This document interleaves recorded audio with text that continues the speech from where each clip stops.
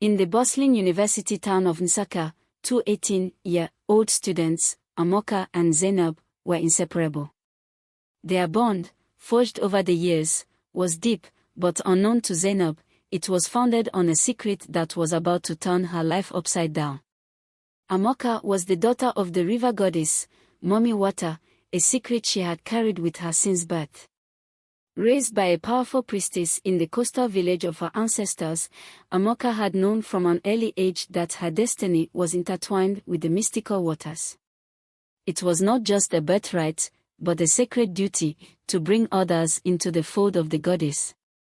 And she had chosen Zainab, her best friend, as her next recruit. Zainab was a cheerful, carefree girl from Kano, who had always been drawn to Amaka's calm and mysterious nature.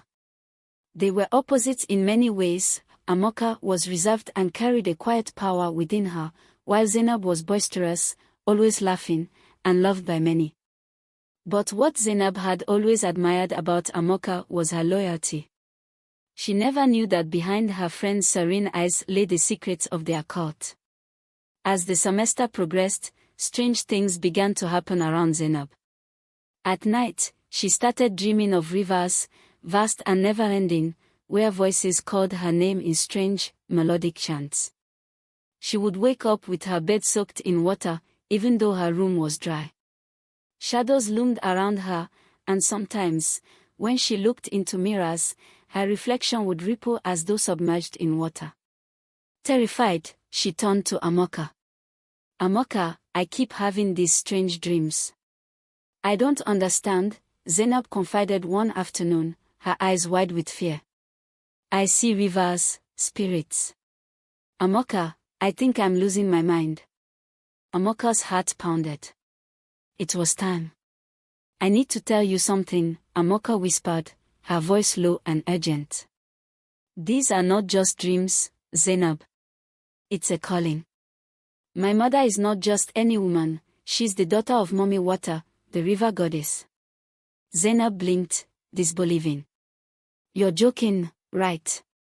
Zainab laughed nervously. But Amaka's eyes were dark, serious. "I've been chosen to bring you into her kingdom, Zainab. She has watched you for years. The dreams are her way of summoning you. You're meant to join us." Zainab recoiled, her blood running cold. "Join you? In what? Some kind of cult?" "It's not a cult," Amaka said calmly, but there was an edge to her voice. "It's an initiation into power. Into a realm where we control our destiny, where we are stronger than mere mortals. You'll never be the same again." Zainab stood, her heart thudding in her chest. "I'm not doing this. I'm not interested in your river goddess or her world. This is madness." But it was too late. That night, as Zainab slept, the river came for her. In the darkness of her room, the walls began to leak water, slowly at first, then faster, until the room was flooded.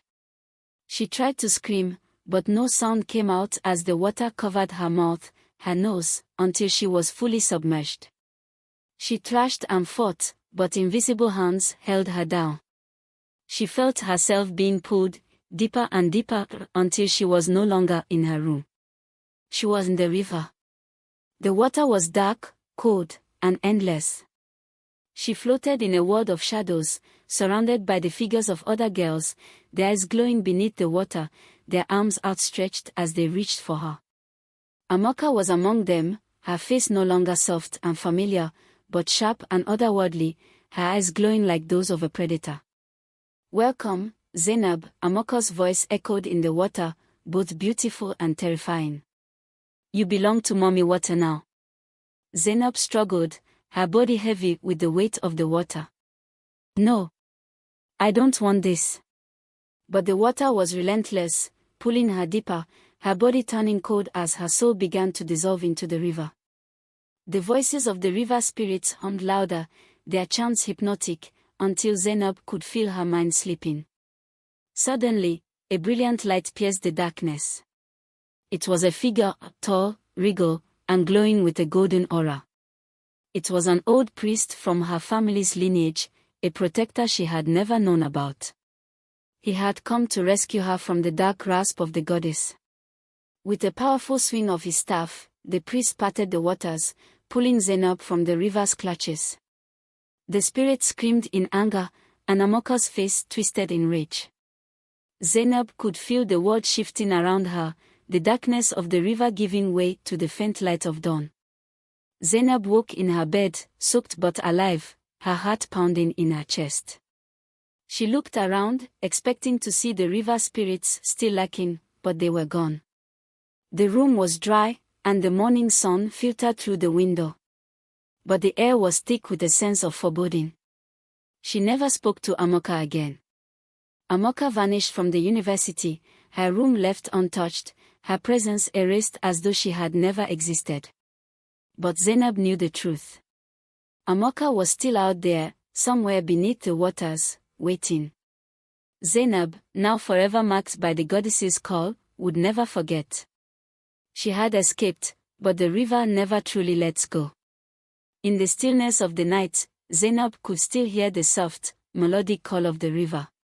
It was patient. It was eternal. And one day, it would come for her again.